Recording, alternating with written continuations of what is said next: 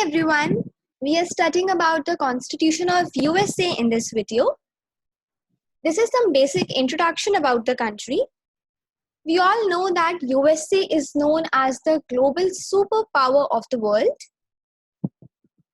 It is a country of 50 states. It is a federation of 50 states. In earlier times, the country has only 13 states, but at present there are 50 states in USA.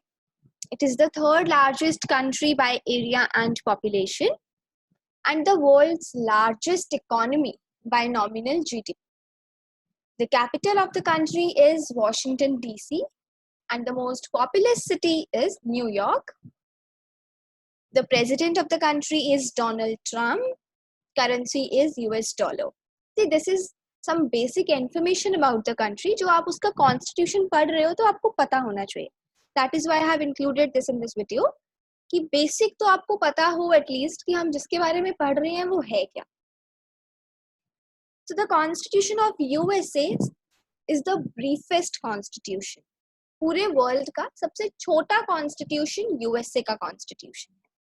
It came into force in 1789 and it is also the most rigid constitution. इसका मतलब है कि इसे amend करना, इसमें कोई भी change लाना बहुत cumbersome process है. So before we begin with the salient features of the constitution, we must know about the Parliament of America. देखो हमें basic structure पता होना चाहिए country का, उसके features पढ़ने से पहले. अमेरिका का जो पार्लियामेंट है, it is a bicameral legislature. हमारे इंडिया में भी बाइकैमरल ही है. इसके 2 चेंबर्स हैं. The first one is senate and the second is house of representatives. House of representatives lower house है, जैसे हमारे यहाँ पे लोअर हाउस क्या है, लोकसभा, और upper house is the Senate. हमारे अपर हाउस को हम राज्यसभा बोलते हैं. The parliament of America is known as Congress. America की पार्लियामेंट का नाम कांग्रेस है. So now let's start with the salient features of the Constitution.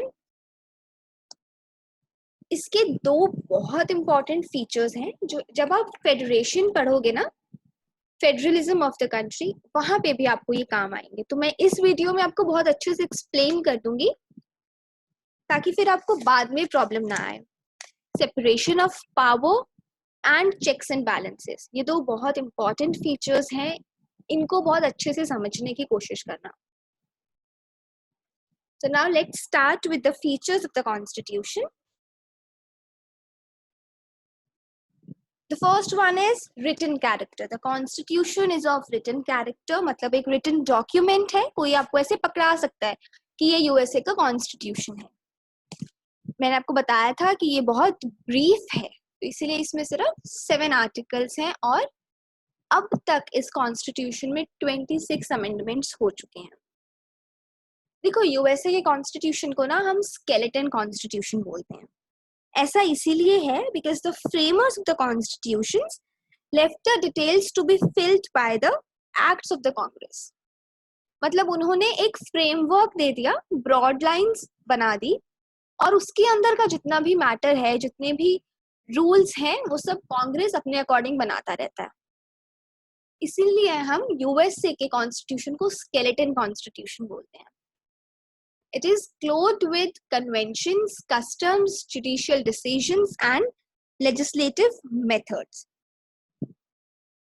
और इसके जो अनरिटन एलिमेंट्स है ना, जैसे मैंने आपको भी बताया कि ये एक स्केलेटन कॉन्स्टिट्यूशन है. ठीक है, सब कुछ रिटन नहीं है, सब कुछ आगे कांग्रेस अपने अकॉर्डिंगली रूल्स फ्रेम कर सकती है और उनको थोड़ा बहुत चेंज कर सकती है अपने अकॉर्डिंग. बिकॉज देखो डायनेमिक होना चाहिए चीज को, तो वो टाइम के अकॉर्डिंग जैसे नीड होता है वो वैसे बना लेते हैं. एक एग्जाम्पल है कि जो कॉन्स्टिट्यूशन के फादर्स थे, जिन्होंने कॉन्स्टिट्यूशन बनाया था, उन्होंने बोला था कि प्रेसिडेंट का इलेक्शन जो है वो इनडायरेक्ट होना चाहिए. लेकिन अब कांग्रेस के अकॉर्डिंग, कांग्रेस के कन्वेंशन के अकॉर्डिंग प्रेसिडेंट का इलेक्शन जो है वो डायरेक्ट हो गया है.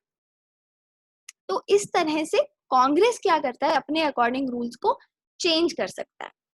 ठीक है, उन ब्रॉड लाइंस के अंदर, फ्रेमवर्क के अंदर. आप याद रखोगे कॉन्स्टिट्यूशन जिसे हम स्केलेटन कॉन्स्टिट्यूशन बोलते हैं, वो अमेरिका का है। Next is rigidity. ये मैंने आपको वीडियो के स्टार्टिंग में बताया था कि अमेरिका का कॉन्स्टिट्यूशन सबसे ज्यादा रिजिड कॉन्स्टिट्यूशन है। इसके अंदर अमेंडमेंट्स करना बहुत डिफिकल्ट है और बहुत लेंदी प्रोसेस है। हम देख सकते हैं कि देखो 1789 के अंदर कॉन्स्टिट्यूशन बना था और तब से लेके आज 2020 तक इसमें सिर्फ 26 अमेंडमेंट्स और हमारे इंडिया के केस में अमेंडमेंट्स 100 क्रॉस कर चुके हैं। और कॉन्स्टिट्यूशन बना कब था? 1950 में फोर्स में आया था। तो तब से लेके अब तक हमने 100 प्लस अमेंडमेंट्स कर लिए और उन्होंने 1789 से 2020 तक सिर्फ 26 अमेंडमेंट्स किए हैं। तो यहीं से पता चलता है कि ये कितना रिजिड कॉन्स्टिट्यूशन है। नेक्स्ट देखो फेडरल कैरेक्टर। ये फेडरेशन है 50 स्टेट्स का, इसमें स्टार्टिंग में 13 स्टेट्स थी। तो जो कॉन्स्टिट्यूशन मेकर्स थे ना, the fathers of the constitution, उन्होंने क्या किया, एक वीक सेंटर क्रिएट किया, ठीक है, और लिख दिया कि सेंटर के ये पावर्स हैं, ठीक है, कुछ 5-10 पावर्स सेंटर को दे दी कि ये सेंटर की पावर्स है और बाकी बचे हुए जितनी भी पावर्स थी वो सब फेडरल यूनिट्स को दे दी। तो इससे क्या हुआ कि जो सेंटर था वो वीक हो गया और यूनिट्स जो थी वो स्ट्रांग हो गई। लेकिन फिर एक चीज आई जिसे बोलते हैं डॉक्ट्राइन ऑफ इम्प्लाइड पावर्स, ठीक है, ये सुप्रीम कोर्ट देता है। सुप्रीम कोर्ट अगर बोल दे कि ये पावर तो सेंटर का है तो वो पावर सेंटर का हो जाता है, ठीक है, इस चीज को हम बोलते हैं इम्प्लाइड पावर्स। तो इस डॉक्ट्राइन की वजह से जो सेंटर था ना वो स्ट्रांग हो गया और जो फेडरल यूनिट्स थी वो वीक हो गई। अब ये करना बहुत जरूरी था। देखो ऐसा क्यों था? क्योंकि अगर सेंटर ही स्ट्रांग नहीं होगा तो फिर वो फेडरेशन बनेगा कैसे, है ना? कोई एक सेंट्रल फोर्स तो होना चाहिए ना सबको एक साथ रखने के लिए, because it is a union without unity. सब एक दूसरे से लिंक नहीं है, सब में यूनिटी नहीं है, पर फिर भी ये एक यूनियन है। तो इसीलिए सेंटर को स्ट्रांग बनाना बहुत इंपॉर्टेंट था। तो ये एक डॉक्ट्राइन आया, डॉक्ट्राइन ऑफ इम्प्लाइड पावर्स। इसकी वजह से फेडरल यूनिट्स वीक हो गई और जो सेंटर था वो स्ट्रांग हो गया। नेक्स्ट देखो सुप्रीमेसी ऑफ द कॉन्स्टिट्यूशन। ये हमारे इंडिया के केस में भी है कि लैंड का सुप्रीम लॉ जिसकी हर जगह पे चलेगी कंट्री में, वो कॉन्स्टिट्यूशन है, ठीक है। आपको किसी भी चीज के बारे में जानना है कि अगर ये क्राइम कमिट किया है तो इसका क्या पनिशमेंट है, हर चीज के बारे में नॉलेज आपको कॉन्स्टिट्यूशन से ही मिलेगी, ठीक है। कॉन्स्टिट्यूशन के अगेंस्ट अगर कोई भी एग्जीक्यूटिव ऑर्डर आ जाता है या कोई भी लॉ आ जाता है तो वो सब कुछ नल एंड वॉइड डिक्लेयर कर दिया जाएगा। कॉन्स्टिट्यूशन के अगेंस्ट कोई भी लॉ, कोई भी एग्जीक्यूटिव ऑर्डर कंट्री में पास नहीं हो सकता। हाईएस्ट और सुप्रीम लॉ जो है लैंड का वो कॉन्स्टिट्यूशन ही रहेगा। नेक्स्ट देखते हैं प्रेसिडेंशियल फॉर्म ऑफ गवर्नमेंट। हमारे इंडिया में क्या है? पार्लियामेंट्री फॉर्म, ठीक है। हमारे दो मेन रूलर्स रहते हैं, प्रेसिडेंट और प्राइम मिनिस्टर। कहने को तो प्रेसिडेंट के पास में सारी पावर है, लेकिन एक्चुअल पावर्स किसके पास में है? प्राइम मिनिस्टर के पास। ये पार्लियामेंट्री फॉर्म ऑफ गवर्नमेंट का सीन होता है। जब बात आती है प्रेसिडेंशियल फॉर्म की तो इसके अंदर there is no need to have a prime minister. America does not have a prime minister. America में क्या है? सिर्फ प्रेसिडेंट है और जितनी भी पावर्स हैं, जितनी एग्जीक्यूटिव पावर्स हैं, वो सब प्रेसिडेंट के पास में है and he actually uses them, ठीक है। हमारे इंडिया की तरह नहीं, वहां पे सब पावर्स एक्चुअल में प्रेसिडेंट ही यूज करता है। और प्रेसिडेंट कांग्रेस को रिस्पॉन्सिबल भी नहीं है। इंडिया का प्रेसिडेंट तो रिस्पॉन्सिबल है पार्लियामेंट को, लेकिन यूएसए का प्रेसिडेंट रिस्पॉन्सिबल नहीं है क्योंकि वो एक्चुअल हेड है, नॉमिनल हेड नहीं है, ठीक है। ना प्रेसिडेंट कांग्रेस के सेशंस अटेंड करता है और ना ही वो कांग्रेस को डिसॉल्व कर सकता है। मतलब उसका कोई राइट और अकाउंटेबिलिटी दोनों ही नहीं है कांग्रेस की तरफ, ठीक है। और कांग्रेस भी उसी तरह से उसको रिमूव नहीं कर सकती कि कांग्रेस ने सोचा कि नहीं प्रेसिडेंट हमें पसंद नहीं आ रहा तो हम रिमूव कर दें, तो वो इस तरह से उसे प्रेसिडेंट को रिमूव नहीं कर सकती है। जो प्रेसिडेंट का कैबिनेट होता है ना, हमारे यहाँ पे कैबिनेट प्राइम मिनिस्टर का होता है, ठीक है। तो जैसे प्रेसिडेंट का कैबिनेट होता है ना यूएसए के अंदर, उस कैबिनेट के लोग वो सिर्फ और सिर्फ प्रेसिडेंट के लिए लॉयल होते हैं, ठीक है। वो जितना भी करेंगे सब कुछ प्रेसिडेंट के फेवर में करेंगे, कांग्रेस के लिए वो कुछ नहीं करते हैं और कांग्रेस को रिस्पॉन्सिबल भी नहीं होंगे। जो वर्ड है ना एक्चुअल किचन कैबिनेट, वो रियलिटी के अंदर हम यूएसए के कैबिनेट के लिए यूज करते हैं, क्योंकि वहां के लोग एक्चुअल मीनिंग शो करते हैं किचन कैबिनेट का। तो प्रेसिडेंशियल फॉर्म ऑफ गवर्नमेंट में क्या है कि the head of the state is the president, the real head, and all the executive powers are with the president, और कोई अकाउंटेबिलिटी नहीं होगी प्रेसिडेंट की कांग्रेस की तरफ। नेक्स्ट देखते हैं बाइकैमरल लेजिस्लेचर। ये मैंने आपको स्टार्टिंग में बताया था कि पार्लियामेंट के 2 हाउसेस होंगे। अमेरिका के पार्लियामेंट को हम कांग्रेस बोलते हैं, इसके 2 चेम्बर्स हैं, senate and house of representatives. एक और चीज है जो इंडिया से काफी डिफरेंट है, इनफैक्ट पूरे वर्ल्ड से डिफरेंट है। देखो जब भी पार्लियामेंट होता है ना तो उसका लोअर हाउस ज्यादा पावरफुल होता है, ठीक है। जैसे हमारे यहाँ पे भी लोकसभा ज्यादा पावरफुल है, मनी बिल का सिचुएशन हो या कुछ भी हो, लोकसभा के पास में राज्यसभा से प्लस पावर्स होती हैं हमेशा। लेकिन यूएसए के पार्लियामेंट में ऐसा नहीं है। यूएसए का जो अपर हाउस है दैट इज सीनेट, तो सीनेट वहां पे सबसे ज्यादा पावरफुल है, और जो लोअर हाउस है हाउस ऑफ रिप्रेजेंटेटिव्स वो इतना पावरफुल नहीं है। मेजर डिसीजंस जो लेने हैं या मेजर से जिसका भी होगा डिसीजंस में, वो सीनेट ही रहेगा। स्पॉइल सिस्टम, ये एक बहुत कह सकते हैं हम इम्पोर्टेंट इंग्रेडिएंट है यूएसए के कॉन्स्टिट्यूशन का। Government office was considered as a spoil for the services rendered to the president at the time of the presidential election. देखो स्पॉइल सिस्टम क्या होता है ना, कि मैंने आपको भी बताया था कैबिनेट के बारे में, प्रेसिडेंट के, है ना, कि कैबिनेट के जितने भी लोग हैं वो सिर्फ और सिर्फ प्रेसिडेंट के लिए लॉयल होते हैं। तो क्या होता है ना कि यूएसए का जब एक इंसान प्रेसिडेंट बनता है तो अपने आसपास के ऑफिसेस या जितने भी हाई ऑफिसेस हैं उन सब में अपने फैमिली रिलेशंस के लोगों को बिठा देता है, ठीक है। सारे मेजर ऑफिसेस अब जब प्रेसिडेंट के फेवरेट लोगों ने एक्वायर कर रखे हैं तो वो ऑब्वियसली नेक्स्ट इलेक्शंस में उसके फेवर में ही बोलेंगे, है ना। अब फेवर में बोलेंगे तो उसका फिर से प्रेसिडेंट बनने के चांसेस जो है वो इंक्रीज हो जाते हैं। इस चीज को हम बोलते हैं स्पॉइल सिस्टम। इसकी वजह से पूरा इलेक्शन का प्रोसीजर ही स्पॉइल हो गया, करने की जरूरत ही नहीं है इलेक्शंस, जब पता ही है कि जो एट प्रेजेंट हमारा प्रेसिडेंट है वही आगे भी बनने वाला है। तो ये चीज, इसे हम स्पॉइल सिस्टम बोलते हैं। फिर एक एक्ट आया था 1883 के अंदर, जिसे हम बोलते हैं पेंडल्टन एक्ट ऑफ 1883। इस एक्ट ने इस सिस्टम को अबॉलिश कर दिया, और फिर क्या होने लगा कि 80% जो ऑफिसर्स थे उनके लिए कंपेटिटिव एग्जामिनेशन से रिक्रूटमेंट होना स्टार्ट हो गया।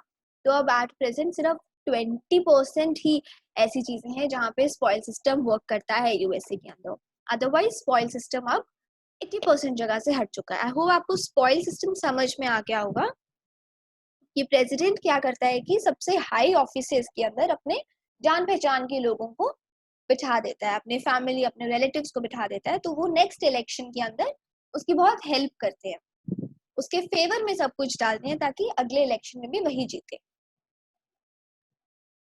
रिपब्लिकनिज्म, इसका मतलब है कि ये कंट्री जो है रिपब्लिक है। इंडिया भी हमारा रिपब्लिक कंट्री है। जब एक कंट्री रिपब्लिक होता है तो इसका मतलब है कि उसका जो हेड होगा कंट्री का वो लोग इलेक्ट करेंगे। People will elect the head of the country. तो अमेरिका के अंदर भी जो प्रेसिडेंट है वो हेड है स्टेट का और लोग उसे इलेक्ट करते हैं। हमने देखा था ना कि कॉन्स्टिट्यूशन फादर्स ने तो ये बोला था कि प्रेसिडेंट का इनडायरेक्ट इलेक्शन होना चाहिए, लेकिन अब प्रेसिडेंट का डायरेक्ट इलेक्शन है, तो मतलब लोग अपना हेड खुद से चूज कर रहे हैं। कॉन्स्टिट्यूशन की जितनी भी पावर्स हैं या कॉन्स्टिट्यूशन के लिए जितनी अथॉरिटी मेजर है वो सब लोगों के पास में है अथॉरिटी। और एक और चीज है यूएसए के कॉन्स्टिट्यूशन के अंदर कि जितने भी स्टेट्स है ना, दीज 50 स्टेट्स जिनका ये फेडरेशन है, उन सभी के ऊपर ये रिपब्लिकन फॉर्म बाइंडिंग है।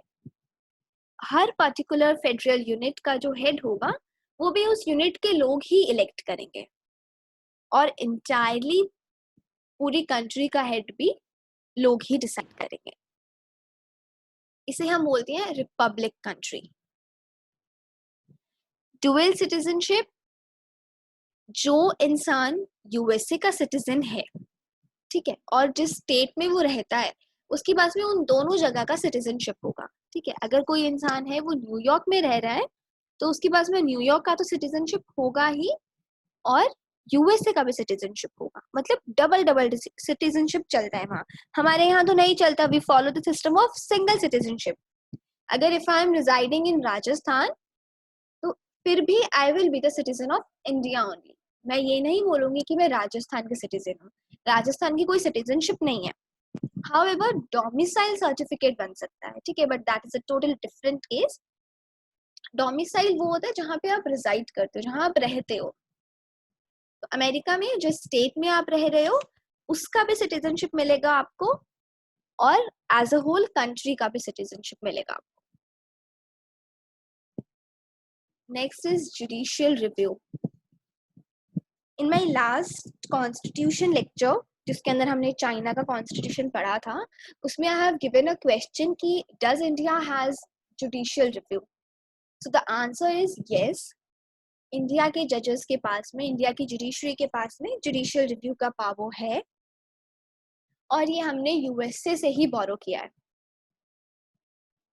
जुडिशियल रिव्यू क्या होता है कि कोई लॉ पास हुआ, ठीक है, तो जुडिशरी के पास में पूरा राइट है कि वो उस लॉ को इंटरप्रेट कर सकती है, उस लॉ को देख सकती है, चेक कर सकती है। अगर जजेस को ऐसा लगता है कि ये लॉ जो है ये कॉन्स्टिट्यूशन के अगेंस्ट है, या कॉन्स्टिट्यूशन का कोई आर्टिकल इसकी वजह से वायलेट हो रहा है, तो वो उस लॉ को अनकॉन्स्टिट्यूशनल और नल एंड वॉइड डिक्लेयर कर सकती है, ठीक है। इससे क्या होता है ना कि जुडिशरी एक चेक बना के रखती है लेजिस्लेचर और एग्जीक्यूटिव के ऊपर, कि वो लोग अपनी मर्जी से कोई भी लॉ नहीं निकाल सकते।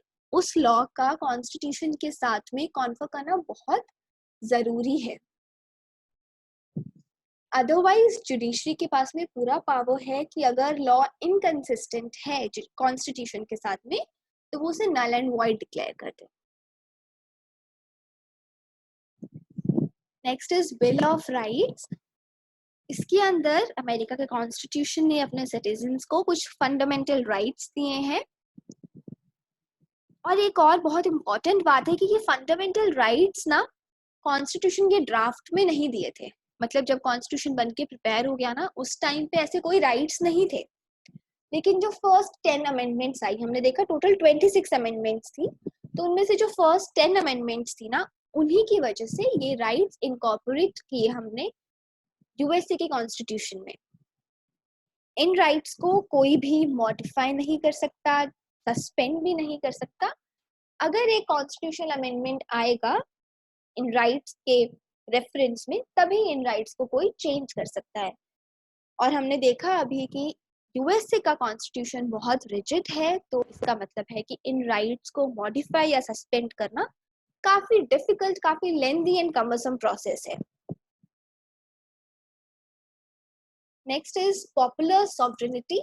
पॉपुलर सॉवरेनिटी का मतलब है कि जितना अल्टीमेट पावर है वो सब लोगों के पास में है। हमने देखा कि प्रेसिडेंट को इलेक्ट लोग कर रहे हैं, रिपब्लिक स्टेट है, मतलब अपना हेड इलेक्ट करने का राइट लोगों के पास में है, और बाकी जितने भी मेजर राइट्स है सारा अल्टीमेट पावर लोगों के हाथ में है, ठीक है। प्रेसिडेंट को रखना है, हटाना है, अगेंस्ट उसके कुछ करना है या उसके फेवर में कुछ करना है, सब कुछ depends on the people. India के अंदर भी we also have this feature of popular sovereignty. There are some features जो अमेरिका और इंडिया के सिमिलर हैं, लेकिन काफी ज्यादा डिफरेंसेस हैं। जैसे हमारा पार्लियामेंट्री फॉर्म है, उनका प्रेसिडेंशियल फॉर्म है। बाइकैमरल लेजिस्लेचर का फीचर ऑल दो सेम है, लेकिन फिर भी बहुत डिफरेंस है कि हमारा लोअर हाउस ज्यादा पावरफुल है और उनका अपर हाउस पावरफुल है। सेपरेशन ऑफ पावर, ये बहुत इंपॉर्टेंट फीचर है कॉन्स्टिट्यूशन का। ऑल्सो आप इसे फेडरलिज्म में भी पढ़ोगे, तो ट्राई टू अंडरस्टैंड इट जितना अच्छे से आप कर सकते हो। देखो क्या है ना, हम इंडिया का अगर बात करें तो इंडिया में हमने क्या किया है कि जो 3 ऑर्गन्स हैं गवर्नमेंट के, वो तीनों आपस में इंटरलिंक्ड हैं और इंटरडिपेंडेंट भी हैं, ठीक है। वर्ल्ड की मेजर कंट्रीज के अंदर यही सिस्टम है कि तीनों ऑर्गन्स गवर्नमेंट के इंटरलिंक्ड है, आपस में एक दूसरे के साथ मिलके वो काम करते हैं, कहीं ना कहीं एक दूसरे पे डिपेंडेंट है। लेकिन सिर्फ यूएसए एक ऐसा कंट्री है जिसमें इन तीनों ऑर्गन्स की पावर्स और वर्क के अंदर एकदम क्लियर डिमार्केशन किया हुआ है। कॉन्स्टिट्यूशन मेकर्स ने सेपरेशन ऑफ पावर को बहुत इंपॉर्टेंस दी है और तीनों ऑर्गन्स को ना बहुत इंडिपेंडेंट बनाया है। एग्जीक्यूटिव अपना काम करेगा, जुडिशरी अपना काम करेगा और पार्लियामेंट या लेजिस्लेचर अपना काम करेगा, ठीक है। तीनों आपस में किसी से कोई मतलब नहीं है। जैसे प्रेसिडेंट कांग्रेस को अकाउंटेबल नहीं है, कांग्रेस प्रेसिडेंट को हटा नहीं सकता है, ऐसे ही तीनों के अंदर बहुत डिस्टिंक्शन है, तीनों बहुत सेपरेट हैं, जो कि नॉर्मली किसी भी कंट्री में देखने को नहीं मिलता है, ठीक है। ऐसा कॉन्स्टिट्यूशन मेकर्स ने बनाया था, लेकिन अगर हम प्रैक्टिस में देखें तो ये चीज बहुत लिमिटेड है, क्योंकि ऐसा पॉसिबल नहीं है कि एग्जीक्यूटिव अलग काम करे और लेजिस्लेचर अलग, दोनों को आपस में कहीं ना कहीं लिंक करना पड़ता है। तो आप याद रखोगे कि सेपरेशन ऑफ पावर अगर बहुत अच्छी तरह से किसी कॉन्स्टिट्यूशन के अंदर शो किया गया है तो वो यूएसए का कॉन्स्टिट्यूशन है। क्लियर डिमार्केशन है यहाँ पे तीनों विंग्स की कि किसका काम क्या है और आपस में कोई भी डिपेंडेंसी नहीं है। ये होता है separation of power. Next is checks and balances. सबसे important feature I would say USA की कॉन्स्टिट्यूशन का है ये। देखो इससे क्या है ना कि एक ऑर्गन दूसरे ऑर्गन को कुछ गलत करने से रोक सकता है। One organ may put a curb to the another. इसमें क्या होता है कि एग्जीक्यूटिव है, एग्जीक्यूटिव किसे कहते हैं, प्रेसिडेंट को, ठीक है। Largely executive is president. तो प्रेसिडेंट के ऊपर सीनेट चेक करता है। कैसे चेक करता है? अमेरिका के कॉन्स्टिट्यूशन में ये गिवन है कि जो अपॉइंटमेंट होगी हाई ऑफिसर्स की और इंटरनेशनल ट्रीटीज का सेटलमेंट, ये दोनों काम प्रेसिडेंट करेगा या एग्जीक्यूटिव करेगा, ठीक है। फिर इसके बाद में क्या है कि जो सीनेट है वो इन चीजों को रेक्टिफाई करेगा। प्रेसिडेंट ने बोल दिया कि इन ऑफिसर्स के अंदर ए, बी और सी ये पर्सन को मैं अपॉइंट करना चाहता हूँ, ठीक है। तो अब अगर सीनेट इसको अप्रूवल देगा, इसे रेटिफाई करेगा, तभी वो लोग अपॉइंट हो सकते हैं, अदरवाइज वो अपॉइंट नहीं हो सकते हैं। कोई इंटरनेशनल ट्रीटी की है, अमेरिका और इंडिया की कोई अगर ट्रीटी हुई है, प्रेसिडेंट ने तो कर ली, उसके बाद में उसको रेटिफाई करने का काम सीनेट करेगा। तो मतलब कि प्रेसिडेंट सिर्फ अपनी नहीं चला सकता, उसको सीनेट के साथ में मिल के चलना पड़ेगा।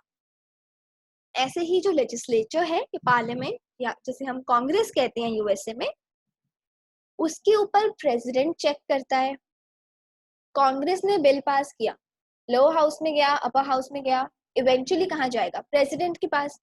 जब तक प्रेसिडेंट अपने सिग्नेचर नहीं कर देता बिल पे, तब तक वो बिल जो है वो एक्ट नहीं बन सकता। तो इस तरह से प्रेसिडेंट कांग्रेस के ऊपर चेक बना के रखता है कि कोई भी गलत बिल कंट्री के अंदर पास नहीं होना चाहिए। और इसके पास में एक पॉकेट वीटो पावर भी है कि ना तो वो उस बिल को रिटर्न कर रहा है ना उसे पास कर रहा है, बस उसने रख लिया अपने पास। नेक्स्ट है जुडिशरी के ऊपर प्रेसिडेंट चेक बना के रखता है। कैसे? प्रेसिडेंट जो है वो जजेस को अपॉइंट करता है, ठीक है। उसके बाद में सीनेट उसे अप्रूव भी करता है और कांग्रेस भी चेक करता है जुडिशरी के ऊपर, क्योंकि कांग्रेस ही है जो जुडिशरी के जजेस की सैलरीज डिटरमाइन करेगा। तो इस तरह से जुडिशरी के ऊपर प्रेसिडेंट और कांग्रेस दोनों का चेक रहता है। ऐसे ही जुडिशरी भी एग्जीक्यूटिव और लेजिस्लेचर के ऊपर चेक बना के रखती है जुडिशियल रिव्यू के पावर से। इन शॉर्ट बात क्या है कि तीनों ऑर्गन्स आपस में इंटरलिंक्ड हैं, ना चाहते हुए भी तीनों ऑर्गन्स इंटरलिंक्ड हैं, इंटरडिपेंडेंट हैं और एक दूसरे के ऊपर चेक भी बना के रखते हैं। सिर्फ प्रेसिडेंट सीनेट पे डिपेंड है कि सीनेट अप्रूव करे तो अपॉइंटमेंट हो हाई ऑफिसर्स के अंदर। तीनों ऑर्गन्स आपस में एक दूसरे के ऊपर चेक बना के रखते हैं, सेनेट एग्जीक्यूटिव पे, प्रेसिडेंट कांग्रेस पे, प्रेसिडेंट और कांग्रेस दोनों जुडिशरी पे, और जुडिशरी लेजिस्लेचर और एग्जीक्यूटिव के ऊपर. This is the feature of checks and balances. If you are in your under graduation तो आपको एग्जाम में ये क्वेश्चन डेफिनेटली आएगा that what is the feature of checks and balances and you would have to explain it. I hope this video is helpful to you. बहुत informative video है, बहुत ध्यान से इसे पढ़ना. Thank you. Please press the like button आपको अगर ये वीडियो बहुत अच्छा लगा तो, और चैनल को सब्सक्राइब कर लो बिकॉज इसके आगे के जितने भी लेक्चर्स हैं सेनेट के बारे में, प्रेसिडेंट के बारे में, कांग्रेस के बारे में, वो सब आपको तभी मिलेंगे अगर आप मेरे वीडियो को सब्सक्राइब कर लेंगे. Thank you.